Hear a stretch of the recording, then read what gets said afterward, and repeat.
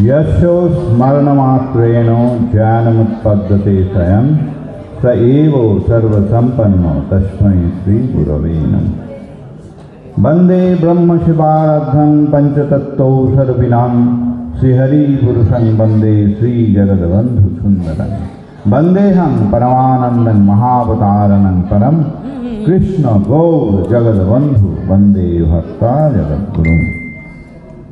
आनर्पितचरिं चिरात् करुणाय वधूर्न कलौ समर्थ्योन्नतोज्ज्वलरसौ सभक्तिश्रियं हरि पुरट सुन्दर दूति कदम्ब सङ्गीतः सदा हृदयकन्दरे स्फुरतु शुचिनन्दन। ॐ नीलाद्रौ शङ्खमध्ये शतदलकमले रत्नसिंहासनस्थं सर्वालङ्कारभूषितं नवघनरुचिरं संयुक्तं चक्रदेन भद्रया च वामभागे रसचरणयूतं ब्रह्मरुद्रन्दवन्दं देवानां सारमीशं सजनपरिव्रीतं ब्रह्मदारुं नमामि। मूकं करोति वाचालं पङ्गुं लङ्घयति गिरिं यत्कृपातमहं वन्दे परमानन्दमाधवम्। वंशाकल्पतरुभ्यश्च कृपासिन्धुर्भ एव च पतितानां पावनेभ्यो वैष्णवेभ्यो नमो नमः। भक्तिशास्त्र भागवत सार करोति अनासक्ति शुद्ध भक्ति भाव सुनिर्मल श्री श्री हरिपुरुष प्रभु जगद्बंधु सुंदरस्थ महावाक्यम शिरसिनिधाय श्रीमद्भागवत पाठेषु। जय रूप सनातन भट्ट रघुनाथ श्री गोपाल भट्ट दास रघुनाथ এই ছয় গোসাইয়ের করি চরণ বন্দন যাহা হতে বিঘ্ননাশ অভীষ্ট পূরণ। শ্রী নিতাই গৌর সীতানাথ শ্রীবাস গদাধর পঞ্চতত্ত্বময় শ্রী হরিপুরুষ জগৎবন্ধু সুন্দরায় নমঃ। শ্রী শ্রী चैतन्य चंद्राय नमः। नित्यानंद चंद्राय नमः। शांतिपुरनाथाय नमः। श्री ब्रजराज नंदनाय नमः। ओम नमो भगवते वासुदेव वासुदेवस्य वाग्मय मूर्ति स्वरूपाय श्रीमद्भागवत महापुरुषाय ग्रंथ महापुरुषाय। ब्राह्मणेभ्यो नमो नमः। वैष्णवेभ्यो नमः।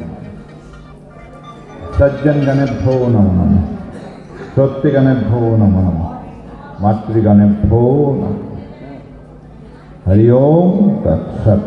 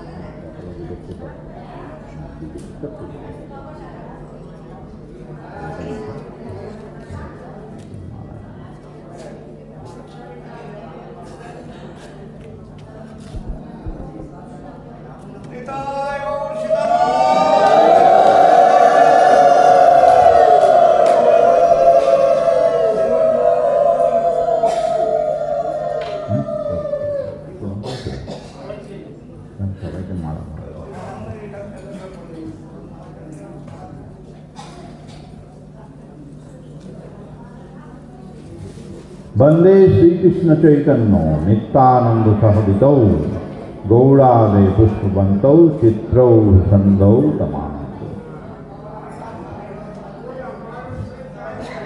श्रीकृष्ण चैतन्य प्रभु और नित्यानंद प्रभु এই দুই ভাই, এটি চৈতন্য চরিতামৃতে মঙ্গলাচরণের একটি শ্লোক।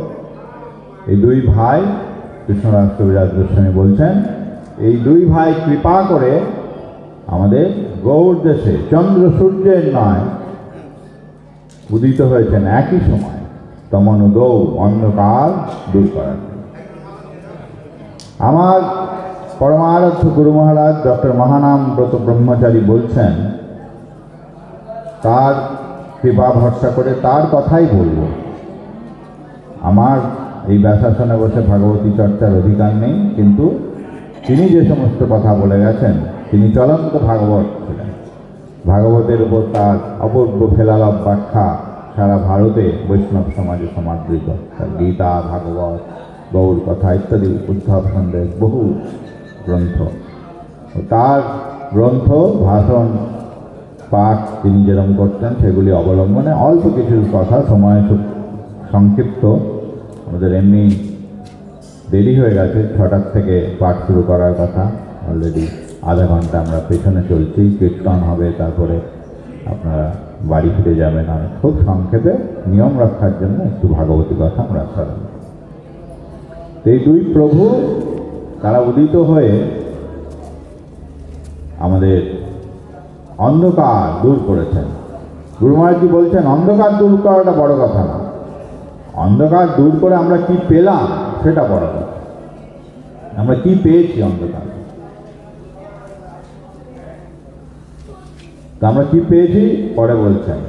দুই ভাই হৃদয়ের খালি অন্ধকার, দুই ভাগবত সঙ্গে করান সাক্ষাৎকার।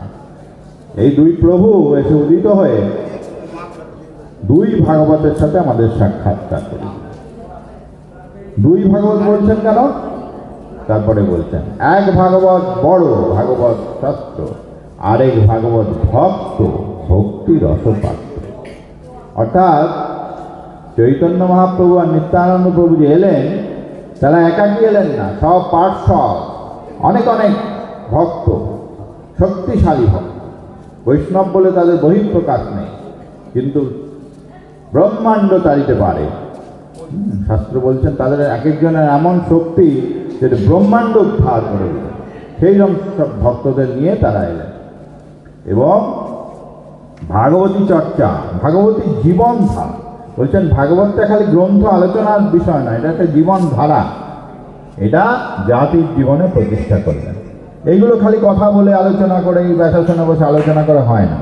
চৈতন্য মহাপ্রভুর পার্শ্বদরা তারা জীবনে যা বলেছেন, যেগুলি পাঠ করেছেন, যেগুলি শিখিয়েছেন, জীবনে আচরণ করে দেখিয়েছেন। আচরণের মাধ্যমে জাতির জীবনে ভাগবতী কথা এবং ভাগবতী জীবনধারা প্রতিষ্ঠা করেছেন। এটা লুপ্ত হয়ে গেছিল এই 5000 বছর আগে, সেই নৈমিষারণ্যে যখন ভাগবতীর কথার প্রকাশ হয়েছিল এবং শত সহস্র ঋষি তারা সেই সুতমণির মুখে ভাগবতী কথা শুনে তারা ভারতবর্ষের চারিদিকে ছড়িয়ে দিয়েছিলেন সেই শ্রীকৃষ্ণের বাঙ্ময় স্বরূপ ভাগবত বার্তা। এটা কালে কালে লুপ্ত হয়ে গেছে। কালেন বৃন্দাবনকে লিবাত্তা লুপ্তেতি তাং খ্যাপয়তি বিশিষ্ট কৃপামৈতেন অভিষেচ দেবস্তত্রৈব রূপঞ্চ সনাতন।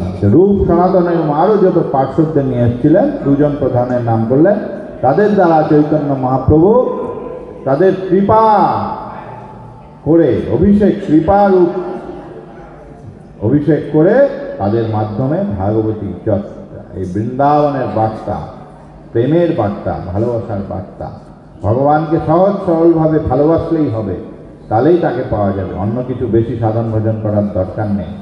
এবং চৈতন্য মহাপ্রভু এসে আরও একটা যোগ করলেন যে কিছু না করতে পারলে শুধু ঘরের দুয়ারে বসে হাততালি দিয়ে নাম সংকীর্তন করলেও তাকে পাওয়া যাবে। এই যে ভাগবতী বার্তা, এটি জাতির জীবনে প্রতিষ্ঠা করলেন চৈতন্য মহাপ্রভু আর নিত্যানন্দ। তাই যখনই কোনো ভাগবতী আসরে আলোচনা হয়, কীর্তনাদি হয়, প্রথমে মহাপ্রভুকে স্মরণ করতে হয়। তিনি সপার্শ্বদ আসরে উদিত হয়ে যদি কৃপা না করেন, তাহলে ভাগবতী কথা বলাও যাবে না, শোনাও যাবে না। মানে বলার মতো হবে না, শোনার মতো হবে না। কান দিয়ে বেরোবে, আবার কান দিয়ে ঢুকবে, আবার বেরিয়ে যাবে, মনে সেটা স্পর্শ করবে। তাই আমরা আজকে প্রথমে কীর্তন বন্দনা আদির মাধ্যমে তাকে সপার্শ্বদ আহ্বান করেছি, পরে শ্লোক বন্দনা আদির মাধ্যমে আহ্বান করেছি, এখন বিশেষভাবে আলোচনার দ্বারাও তাকে স্মরণ করছি, আহ্বান করছি। তিনি সপার্শ্বদ এই আসরে উদিত হয়ে আজকের এই যে ভাগবতী আলোচনা এবং কীর্তনের আসর, এখানে তিনি সপার্ষদ থাকুন, আমাদের সেবা করুন, যাতে আমরা ভাগবতী কথা পদাবলী কীর্তন শুনতে পারি এবং যারা পরিবেশন করছেন তারা বলতে পারেন। বাক শক্তি অপ্রাকৃত হলে বলা যাবে, শ্রবণ শক্তি অপ্রাকৃত হলে শোনা যাবে, এবং সেটি মহাপ্রভুর কৃপা সাপেক্ষ। শ্রী শ্রী নিতাই গৌর সীতানাথ প্রেমানন্দে হরি হরি বল। জয় জগৎবন্ধু বল হরি বল। ভাগবতম ইদম ভাগবত। এই শুধু আমরা যদি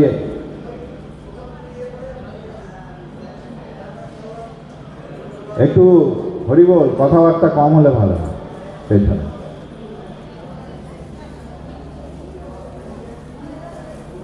আমরা যদি আক্ষরিক অর্থ ধরি, ভাগবত কথাটার মানে হচ্ছে ভগবানের যা কিছু সবই ভাগবত, কিন্তু শাস্ত্র বলছেন তা নয়, এটা একটা যোগরূঢ় শব্দ।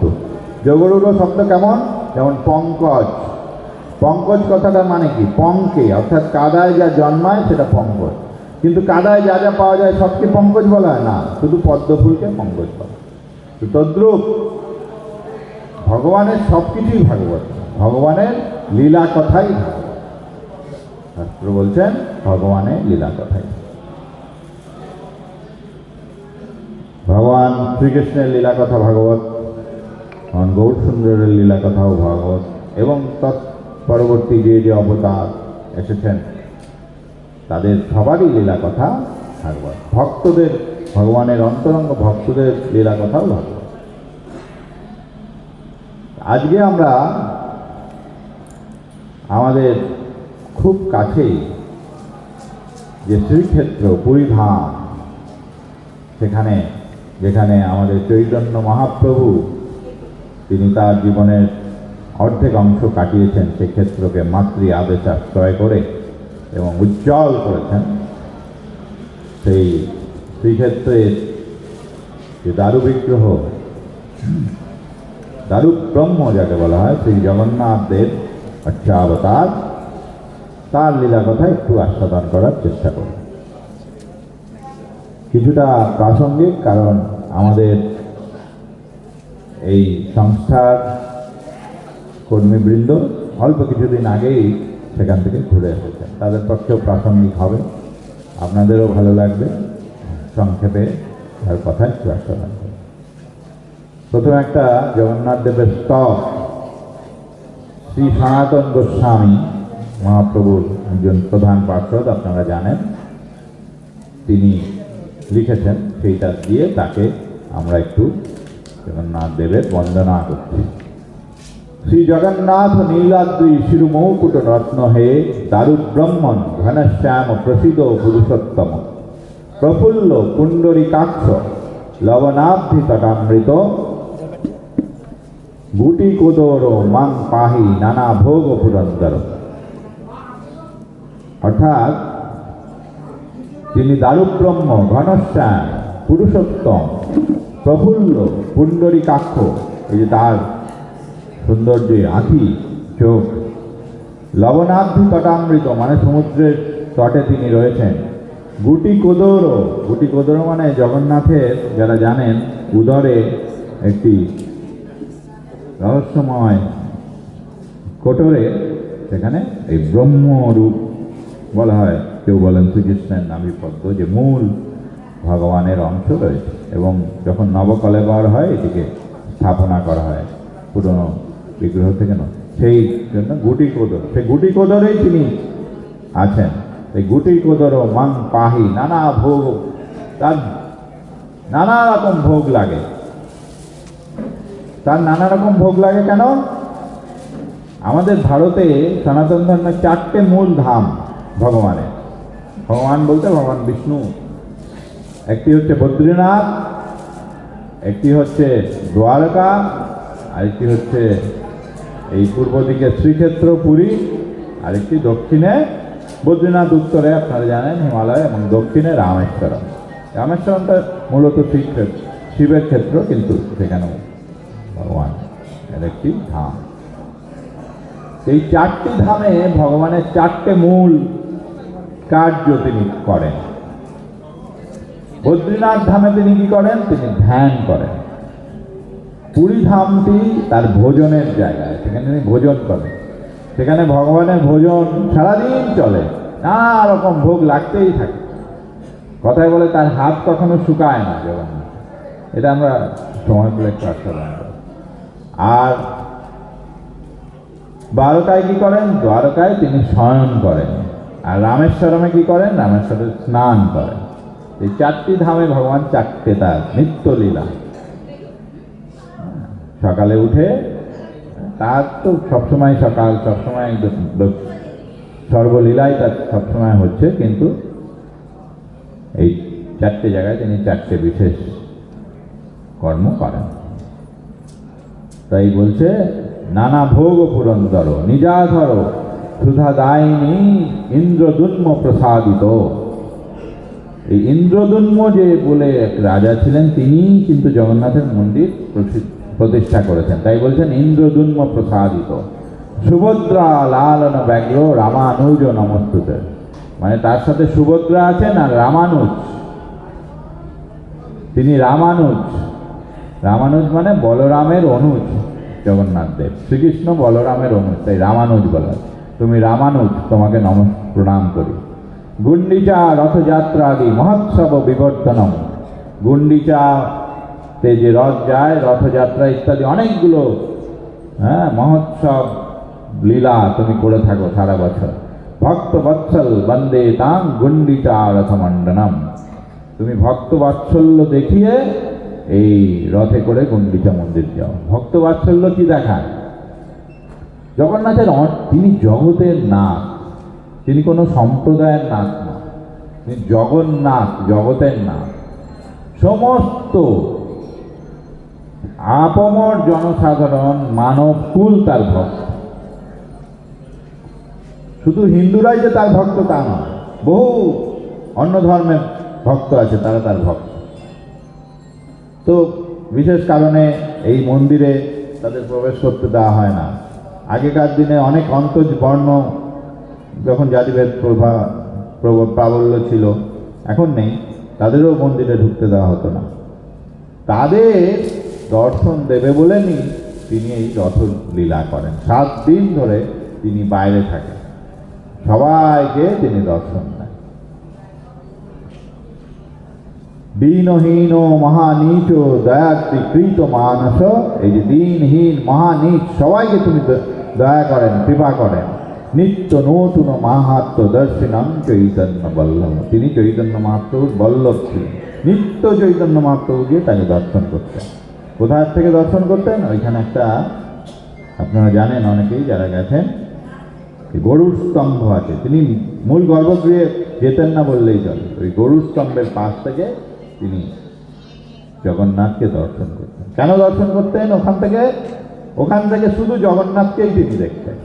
তিনি তো চৈতন্য মহাপ্রভু রাধাভাবে বিভাবিত থাকেন, তাই তিনি সুভদ্রা বলরামকে দেখতেন না। রাধাভাবে বিবাহিত হয়ে শুধু শ্রীকৃষ্ণ অর্থাৎ জগন্নাথকেই তিনি দর্শন করতেন। নিত্য নতুন মাহাত্ম দর্শিনাং। এখনো জগন্নাথ কিন্তু অনেক লীলা করছেন, নিত্য নতুন তার লীলা। অনেক অনেক ভক্তকে তিনি এখনো, এবং তাদের মধ্যে অনেকেই সমাজে, আমাদের সমাজ ব্যবস্থার, এই সত্যিকারের নয় কিন্তু বিভিন্ন সমাজ ব্যবস্থা আমরা যেভাবে চলি, তারা হয়তো অনেক নিচু শ্রেণীর মানুষ। তারা বেশিরভাগই ধনী নয়, দরিদ্র। তাদের জগন্নাথ কৃপা করছেন। অদ্ভুত অদ্ভুত কাহিনী জগন্নাথের আপনারা এখনো শুনতে পাবেন। গরিব গরিব লোক,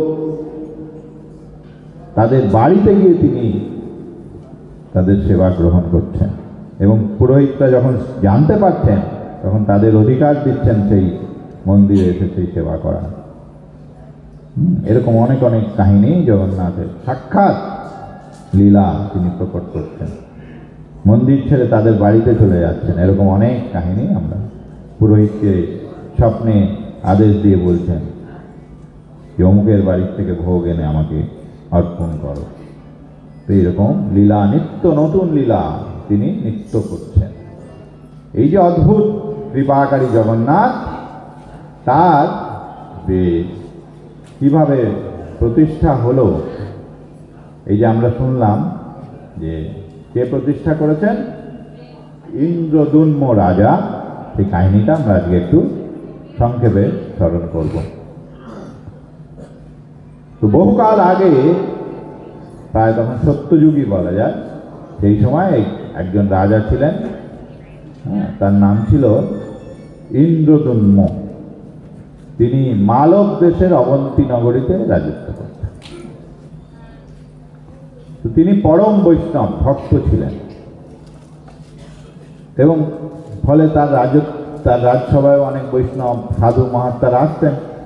এইরকম এক সময় একজন বৈষ্ণব সাধু তার রাজসভায় এসে তাকে জানালেন যে, মহারাজ, আপনি তো বিষ্ণু ভক্ত, এই সময় ভগবান বিষ্ণু নীল মাধব রূপে, অপূর্ব সুন্দর নীল মাধব বিগ্রহ রূপে তিনি কিন্তু প্রকটিত আছেন, আপনি তাকে একবার দর্শন করুন।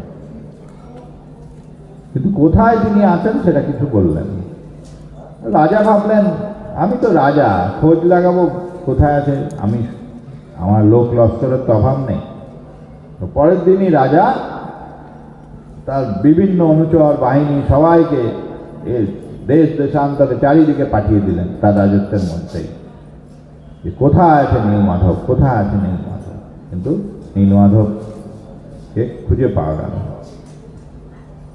যেমন প্রচেষ্টা হয়, কোনো মঠ মন্দির ভক্ত এদের গৃহেই থাকবেন, ঠাকুর সেবা গ্রহণ, বিভিন্ন জায়গায় খুঁজেও কিন্তু ঠাকুরকে পাওয়া গেল। তখন রাজার প্রধান পুরোহিত এবং অমাত্যও বটে, মন্ত্রী ছিলেন একজন ব্রাহ্মণ সন্তান,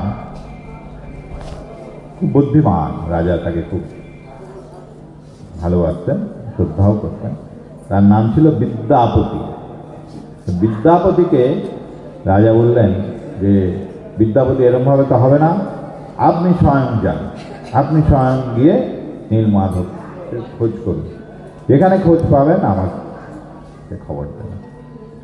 বিদ্যাপতি তখন একজন কি দুজন অনুচর নিয়ে এদিক ওদিক চারিদিকে খোঁজ করে, কোথাও পাচ্ছেন না, কোথাও পাচ্ছেন না। এই করতে করতে রাজ্যত্বের শেষে একেবারে বাইরেই বলা যায় অরণ্যভূমি, যেটাকে বলা হয় শবর দেশ।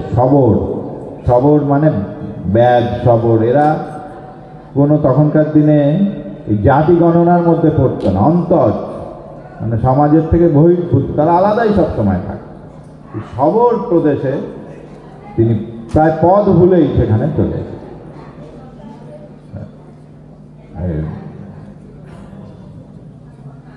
রাজার সভাসদ, তার বেশভূষা সব দেখেই কিন্তু শবররা বুঝতে পারছে যে এ তো একজন কোনো উচ্চপদস্থ লোক হবে। বিদ্যাপতি কিন্তু নিজের পরিচয় দেননি, কারণ পরিচয় দিলে লোকে হয়তো তাকে নাও বলতে পারে। হ্যাঁ, তিনি গোপনে সদ্য বেশ ধরেই ঘুরছিলেন।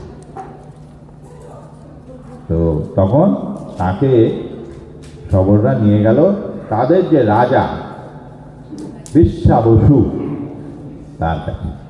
সেই বিশ্বাবসুর বাড়িতেই বিদ্যাপতি আশ্রয় নিলেন, এক দুদিন থাকবেন, তারপর আবার কোথাও চলে যাবেন খোঁজ করে নিয়ে। এই এক দুদিন থেকে আরও বাড়তে বাড়তে এক সপ্তাহ, আরও বেশ কিছুদিন কেটে যায়। বিদ্যাপতি সেখানেই রয়ে গেলেন। কেন? ওই যে শবররাজ বিশ্বাবসু, তার একটি পরমা সুন্দরী কন্যা ছিল, তার নাম ললিতা। এই ললিতার সাথে বিদ্যাপতির একটা প্রেমের সম্বন্ধ তৈরি হল। আর শবররাজেরও বিদ্যাপতি আচার ব্যবহার উচ্চবর্ণের তিনি জানেন না, কিন্তু শাস্ত্রজ্ঞ বুদ্ধিমান, তারও তাকে খুব পছন্দ। তিনিও জানতে পারছেন যে ললিতার সাথে তার একটা সম্বন্ধ হচ্ছে। এটা শবররাজের একটা অনুমোদনই আছে, বিদ্যাপতি সেখানে আছেন। তখন আস্তে আস্তে সবরাজ বললেন, আপনি যদি ললিতাকে পছন্দই করেন তাহলে আপনি তার পানি গ্রহণ করুন, বিবাহ করুন। বিদ্যাপতি রাজি, দুজনে বিবাহ হয়ে গেল। বিবাহ হয়ে যাওয়ার পর বিদ্যাপতি সুখে সেখানে কালাতি পাঠ করেন, মানে অনেক দিন কেটে গেছে। তিনি বিদ্যাপতির পূর্ব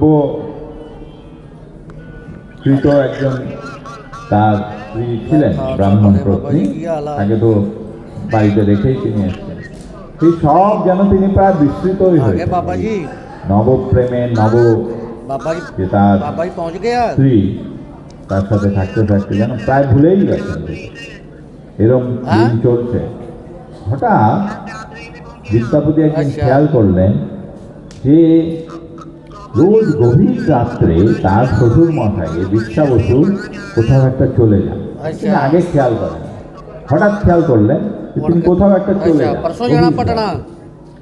আর ফিরে পরের দিন ওই প্রায় দুপুরের দিকে, মানে ওই 11টা-12টা এরকম সময় তিনি ফিরেন। এবং যখন তিনি ফিরেন তার সবকিছু একটা পরিবর্তিত, দেহ থেকে যেন একটা জ্যোতির মতো বেরোতে, আর সুগন্ধ সব তার দিব্য সব সুগন্ধ পাওয়া যায়। दर्शन कर रहा हैगा वा वो 12 हैगा पाना का डाला। हरि बोल। একটু আওয়াজ কম করবেন, দূরে গিয়ে কথা বলুন, একটু বাইরে গিয়ে কথা বলুন। 2 मिनट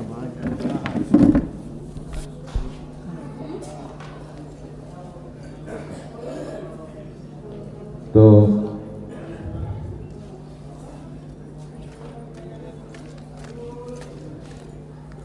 বিদ্যাপতি তার স্ত্রী ললিতাকে জিজ্ঞাসা করলেন যে কি ব্যাপার, তোমার বাবা রোজ কোথায় যান?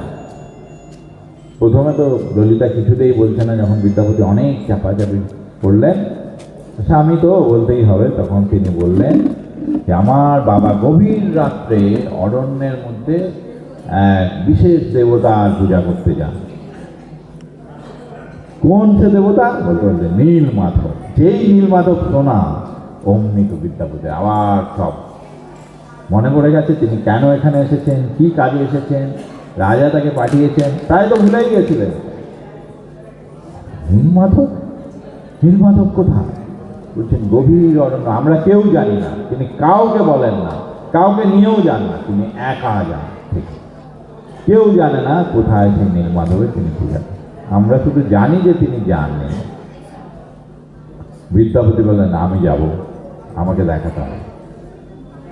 তখন ললিতা বাবাকে বললেন খবরদার বিশ্বাবসু। বিশ্বাবসু প্রথমে কিছুতেই রাজি না। তারপর যখন ললিতা অনেক জোরজার করলেন নিজের জামাটা, তখন বিশ্বাবসু বললেন ঠিক আছে, আমি তোমায় নিয়ে যাব, কিন্তু তোমার পথ দেখাবো না, তোমার চোখ বেঁধে নিয়ে যাবো, একটা কাপড়ের ফেটটি দিয়ে বেঁধে নিয়ে যাব, তারপর ওইখানে গিয়ে তোমার চোখ খুলে দেবো, আবার যখন ফিরবে চোখের ফেটটি। তখন বিদ্যাপতি বললেন তথাস্তু, তাই হোক। এইভাবে তাকে নিয়ে গেলেন। এদিকে ললিতা কি করলেন, তার সাথে কাপড়ের পুটলিতে কিছু সর্ষে দিয়ে দিলেন। সর্ষে সেই সময় ওই শীতের আগে আগেই ঘটনাটি ঘটেছিল, এতে বোঝা যায় যে ললিতা বললেন যে শোনো, তুমি যখন যাবে, বাবাকে আমি বলতে পারবো না পথ দেখানো, তুমি যখন যাবে এই কিছু কিছু করে সর্ষে রাস্তায় ফেলতে ফেলতে যাবে। এই সর্ষেগুলো যেখানে যেখানে পড়বে, এইখানে কিন্তু সর্ষের চাষ হয় না, জঙ্গলের মধ্যে হয় না। যেখানে যেখানে পড়বে সেখানে পরবর্তীকালে সর্ষের গাছ হবে। সেই দেখে কিন্তু তুমি পরে এই রাস্তা চিনতে পারো। বিদ্যাপতি বললেন ভালো বুদ্ধি। তিনি সর্ষে নিয়ে চললেন আর ফেলতে ফেলতে ফেলতে যাওয়ার পরে সেখানে গভীর জঙ্গলের মধ্যে পৌঁছে যখন বিদ্যাপতির সেই চোখ খুলে দিলেন, সেই নীলমাধবের অপূর্ব মূর্তি দর্শন করে বিদ্যাপতি তো আত্মহারা। তিনি আনন্দে নৃত্য করছেন, তার কোনো বাহ্য জ্ঞান নেই। যখন সবররাজ তাকে বললেন যে তুমি এখানে থাকো, এই বিগ্রহ দর্শন করতে থাকো, আমি যাই। তিনি জঙ্গলের মধ্যে থেকে ফুল মূল কন্দ মূল কিছু ফল আরোহণ করে সেই দিয়েই কিন্তু নীলমাধবের ভোগ লাগাতেন, অর্চনা করতেন, সব কিছু করতেন। তো আমি ওগুলি সংগ্রহ করে, পাশে একটা ছোট কুণ্ড ছিল, কুণ্ড একটা এই কুয়ার মতো একটা গর্ত করা। বিদ্যাপতি ওটা লক্ষ্য করেছেন। ওর ওপরে একটা কুণ্ডের পাশে একটা গাছ আছে, এই গাছের ডালে একটা কাক বসেছিল। হঠাৎ বিদ্যাপতি দেখলেন কাকটা যেন কোনো কারণে সে ওই ডাল থেকে পড়ে, মানে পা ফসকে পড়ে কুণ্ডের মধ্যে পড়ে গেল। যেই কুণ্ডের মধ্যে পড়লো, ও মা, ওই কাকটা দিব্য চতুর্ভুজ নারায়ণের মূর্তি ধরে আকাশে মিলিয়ে গেল। বিদ্যাপতি তো শাস্ত্রজ্ঞ ব্যক্তি, তিনি বুঝতে পারলেন যে এই কুণ্ডে যেই ঝাঁপ দেবে সে মুক্তি লাভ করবে। স্বরূপ মুক্তি বলে এটা, ভগবানের স্বরূপ লাভ করে একেবারে বৈকুণ্ঠ ধাম। বিদ্যাপতি বলল সব কিছু চলে যাক, আমি তো মুক্তি লাভ করি, আমি গিয়ে কুয়ায় ঝাঁপ দিই বলে তিনি ওই কুয়ায় ঝাঁপ দিতে গেছেন। যেই ঝাঁপ দিতে গেছেন তখন আকাশবাণী হয়েছে, হে বিদ্যাপতি, তুমি কুয়ায় ঝাঁপ দিও না, তোমাকে দিয়ে আমার অনেক কাজ আছে। তোমাকে রাজা যে কাজে পাঠিয়েছেন সেই নীলমাধবের খবর তুমি কি ইন্দ্রদম্ন রাজাকে দাও। তো তখন আবার বিদ্যাপতি সরে এলেন। তারপরে সবররাজ এলেন, এসব করে সবররাজ যখন বিদ্যাপতি চোখ বেঁধে দিচ্ছেন তখন আবার একটা আকাশবাণী হলো। আকাশবাণী কি হলো? বললো যে হে সবররাজ, আমি বহুদিন তোমার সেবা গ্রহণ করছি এবং আমি খুব পরিতুষ্ট, নীলমাধব বলছেন, কিন্তু এরপরে আর আমি তোমার কাছে থাকবো না। আমি এই মালব দেশের রাজা ইন্দ্রদম্নের সেবা গ্রহণ করব এবং আমি তো গোপনে ছিলাম, তার কাছে আমার বিশ্বব্যাপী প্রচার হবে, আমি জগৎজীবকে কৃপা করব। শুনে তো বিশ্ববসুর মনটা খুব খারাপ হয়ে গেল। এই যখন ভবিষ্যৎবাণী, এই আকাশবাণী হলো, তারপরে বিদ্যাপতি দেখলেন আর তো লুকিয়ে লাভ নেই, তিনিও নিজের বাড়ি ফিরে নিজের পরিচয় সবররাজকে ব্যক্ত করলেন, করে বললেন যে আমাকে তো ফিরে যেতে হবে বলে তিনি, আমি খুব সংক্ষেপে বলছি কারণ সময়, তিনি ফিরে গেলেন রাজার কাছে। রাজাকে গিয়ে খবর দিলেন, রাজা তো খুব খুশি, তার সেই নীলমাধব, মানে নীলমাধবের তিনি দর্শন পাননি কিন্তু মনে মনে তাকে, সেই ঠাকুরকে এত ভালোবেসে ফেলেছেন ইন্দ্রদম্ন। তো তিনি সৈন্য সামন্ত লোক লস্কর সব নিয়ে তিনি চললেন, তিনি পাঠালেন নীলমাধবকে নিয়ে আসতে হবে এবং তিনিও চলছেন। বিশ্বাবসু রাজত্বে গিয়ে তারপরে ওই যে সর্ষের কাজগুলো তখন গাছ হয়ে গেছে, অনেকদিন কেটে গেছে, সেগুলো দেখে দেখে দেখে দেখে বিদ্যাপতি তাকে নিয়ে গেলেন। ওই অরণ্যের ভেতরে সেই জায়গায় গিয়ে দেখেন তারা ওই নীলমাধব তো আর নেই, নীলমাধব অদৃশ্য। তখন রাজার তো খুব রাগ, নিশ্চয় এই বিশ্বাবসু নীলমাধবকে কোথাও লুকিয়ে রেখেছে। তিনি বিশ্বাবসুকে বন্দি করলেন আর সেই সবর জাতির উপর খুব অত্যাচার, এটা অন্যায় করেছেন, খুব অত্যাচার করলেন।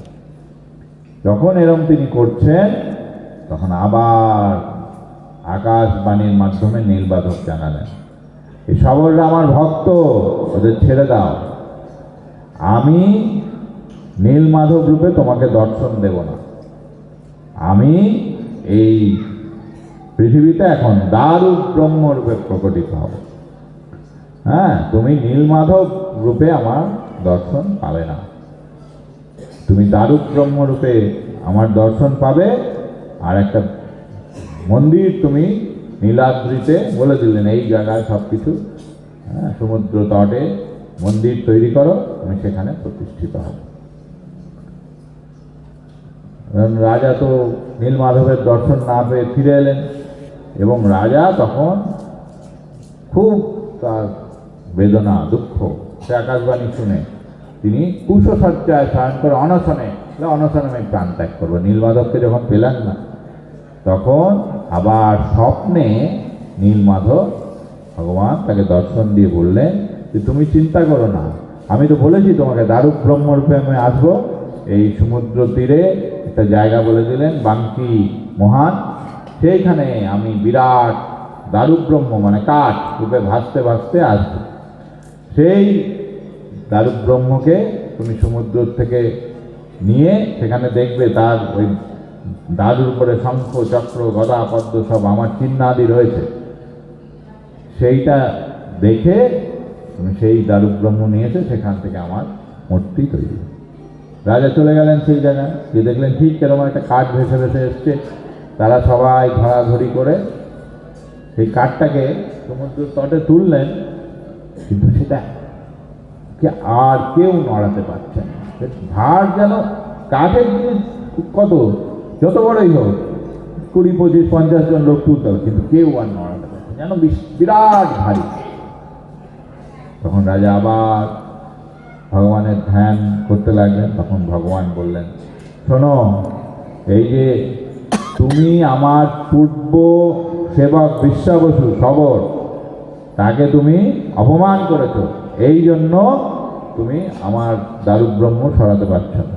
তুমি তাকে এখানে সসম্মানে আনয়ন করো, তিনি স্পর্শ করলেই এইরকম ভগবান ভক্তকে কীরকম তিনি মর্যাদা, সবর দেশের অন্তর্ভক্ত সবর জাত, তাকে ভগবান এত মর্যাদা দেবে। এত বড় রাজা, কত ব্রাহ্মণ কত মুনি ঋষি তার সাথে, তারা ভগবানের দারুক ব্রহ্ম সরাতে পারছেন। এই সবর ভক্ত এলো বিশ্বাবসু, তার সাথে বিদ্যাপতিও এলেন, দুজনে মিলে যখন ধরলেন তখন সেই দারুক ব্রহ্ম তখন আবার সচল হলো, তাকে তখন রথে তুলে নিয়ে আসা হলো।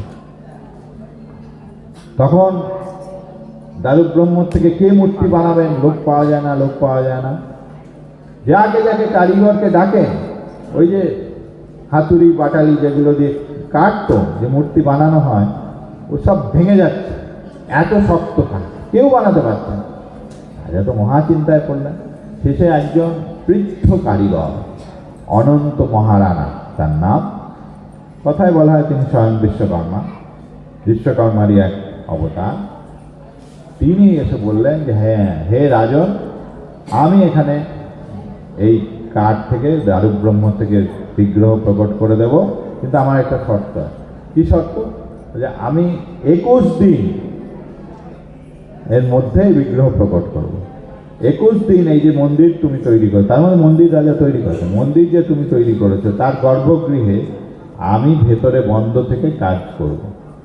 আমাকে কিন্তু কেউ কোনো রকম বিরক্ত করতে পারবে না, কোনো আওয়াজ বা ভেতরে গিয়ে কি করছি এগুলো দেখা বা কোনো নজরদারি খবরদারি করা যায়, আমি নিজের মতো করে তৈরি। রাজা বললেন ঠিক আছে, তথাস্তু, কেউ তো করতে পারছেন, আপনি করুন, 21 দিনে এই করে দেন। তো রাজা, তার রাজমহিষী ছিলেন গুন্ডিচা। এই যে গুন্ডিচায় জগন্নাথ রথে যান, এই গুন্ডিচা কিন্তু তার ইন্দ্রজন্ম রাজার মহিষী, প্রধানা মহিষী পত্নী তার নাম। সেই গুন্ডিচার সাথে পরামর্শ করে রাজা বললেন হ্যাঁ ঠিক আছে। এবার অনন্ত মহারানা সেই গর্ভগৃহে প্রবেশ করলেন দারুক ব্রহ্মকে নিয়ে,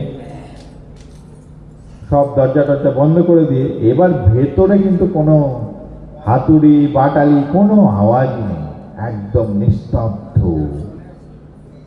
রাজা কি হচ্ছে, মূর্তি তৈরি হচ্ছে, কোনো আওয়াজ আসছে না।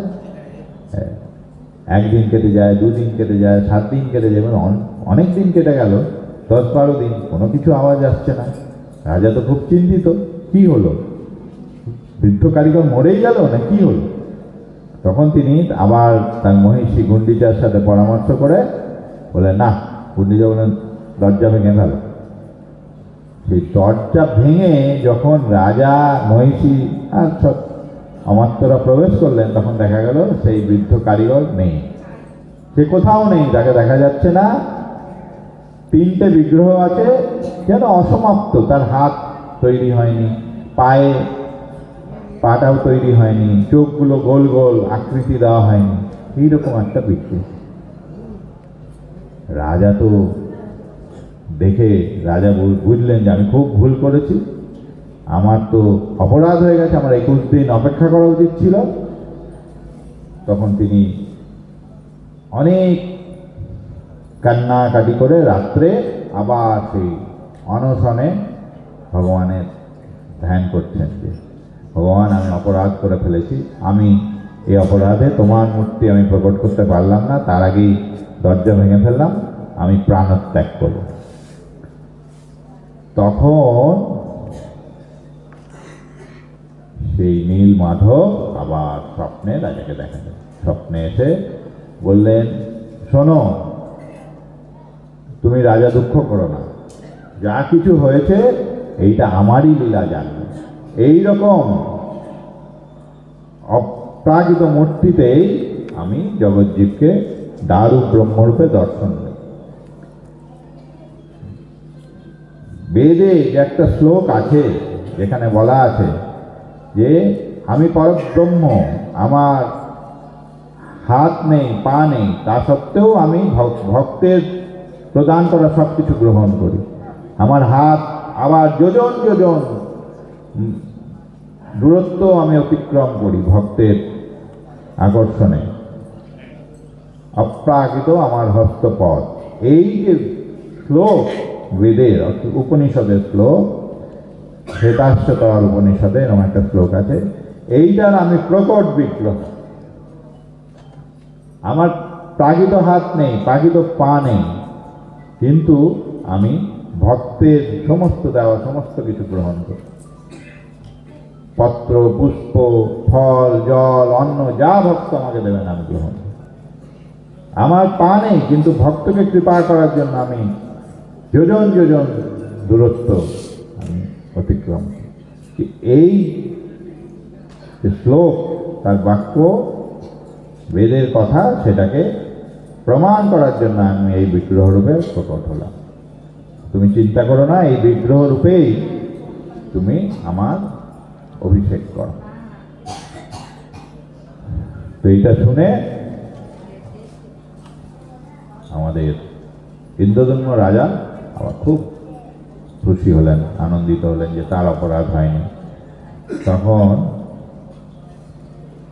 ইন্দ্রদম্ন রাজা জগন্নাথ দেবকে বললেন যে প্রভু, আমার একটা প্রার্থনা আছে।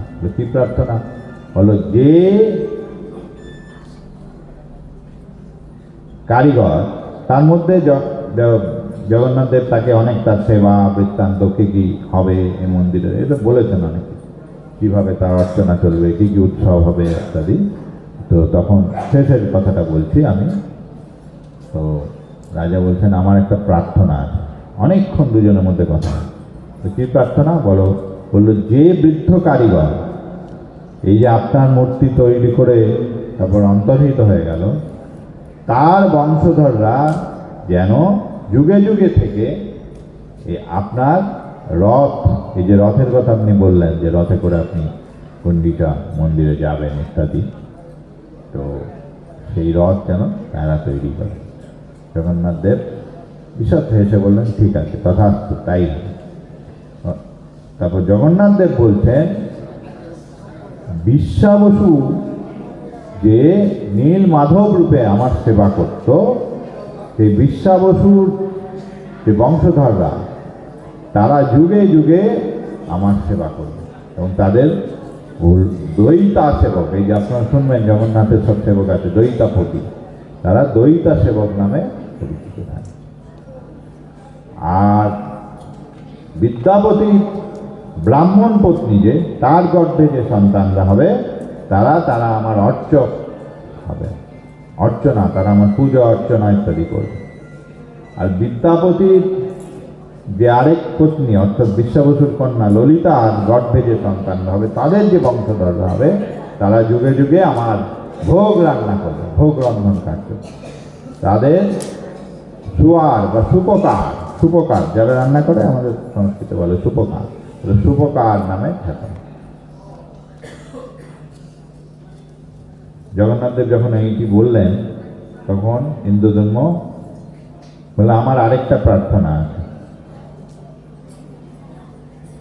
জগন্নাথদেব বললেন বলো। বলছে এই আমি একটা বর আপনার কাছে চাইছি, সারা দিনে আপনার মন্দির মাত্র 3 প্রহর অর্থাৎ 1 প্রহর মানে 3 ঘন্টা বন্ধ থাকে, আর সব সময় আপনি ভক্তদের কৃপা করে দর্শন দিন আর ভোগ গ্রহণ করুন। মাঝে মাঝে ভোগের এই জন্য জগন্নাথ মন্দির একটু একটু বন্ধ হয়, ভোগ লাগে আবার খুলে যায়। এই রাত্রে 3 ঘন্টা 1 প্রহর ছাড়া জগন্নাথ মন্দির বন্ধ হয় না।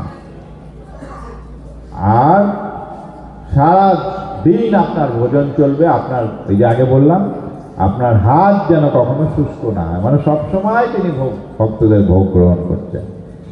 হ্যাঁ, নানা রকম ভোগ লাগে জগন্নাথ দেবের। এমন তো অনেকগুলো দৃষ্টি ভোগ, এই ভোগ সেই ভোগ, অনেক রকম কিছু ভোগ, ভেতরে রাজভোগ লাগে, বিভিন্ন জায়গায় এই ভোগগুলো লাগে। অত বিস্তৃত আলোচনায় আমরা যাচ্ছি না। তো জগন্নাথ দেব বললেন তথাস্তু, অর্থাৎ সারাদিন মন্দির খোলা থাকবে এবং সারাদিন ভোগ চলবে। এই জন্য জগন্নাথ মন্দিরে অন্নভোগের প্রাধান্য, মাহাত্ম অন্নভোগ। আনন্দ বাজার আছে, সেখানে আনন্দময়, সেখানে মহাপ্রভু অনেক লীলা করেছেন, তার ভক্তরাও লীলা করেছেন। অন্নপ্রসাদ গ্রহণেই আনন্দ এবং প্রাপ্তি হয়।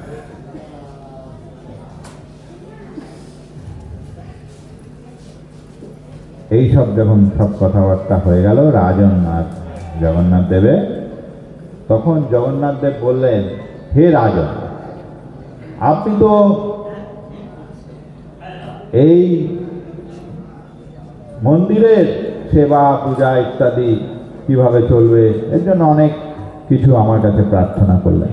আপনার নিজের জন্য তো কিছু চাইলেন না, আপনার নিজের কোনো প্রার্থনা নেই, আপনি নিজের জন্য কিছু প্রার্থনা করুন, যা চাইবেন আমি আপনাকে সেইটিই দেব। জগন্নাথ দেব রাজাকে বললেন আপনি নিজের জন্য তো কিছু চাইলেন না, নিজের জন্য কিছু চান, আমি স্বয়ং ভগবান, যা চাইবেন তাই দেব। তখন রাজা ইন্দ্রদ্যুম্ন বললেন তাহলে প্রভু আমার একটা প্রার্থনা আছে। কি প্রার্থনা? আমার বংশ নির্বংশ। বললে আমার বংশ নির্বংশ হোক। জগন্নাথ দেব হেসে বললেন তথাস্তু। কেন প্রার্থনা করলেন? কত বড় ভক্ত তিনি! বললেন এর উদ্দেশ্য যে এই মন্দির, জগন্নাথ মন্দির সারা বিশ্ববাসী, আজকে যদি ইন্দ্রদ্যুম্ন রাজার বংশ থাকে, তার পুত্র সন্তানাদি তারা বলবে এই মন্দির আমাদের। রাজার পরে রাজা তার মন্দিরের উপর কর্তৃত্ব করবে। এই জন্য তিনি বললেন আমার বংশ নির্বংশ হোক, কেউ যেন এই মন্দিরের উপর দাবি না করতে পারে। এই জগন্নাথ বিশ্বের নাথের মন্দির সারা বিশ্বের জন্য এর দোয়ার খোলা থাকবে। এত বড় ভক্ত ছিলেন ইন্দ্রদ্যুম্ন রাজা। যেরকম ভক্ত সেরকমই তার প্রভু। এই জগন্নাথ দেবের প্রকটের আরও অনেক কথা আছে, মহাপ্রভুর বিস্তৃত লীলা জগন্নাথ শ্রীক্ষেত্রে, সেগুলো আমরা আবার পরে কোনো সময় হলে স্মরণ করব। এখন আমরা পদকীর্তন আপনারা শুনবেন। এই বলেই আজকে আমাদের ভাগবতী আলোচনা এখানে বিশ্রাম। রাধা কৃষ্ণ নিতাই গৌর প্রেমানন্দে হরি হরি।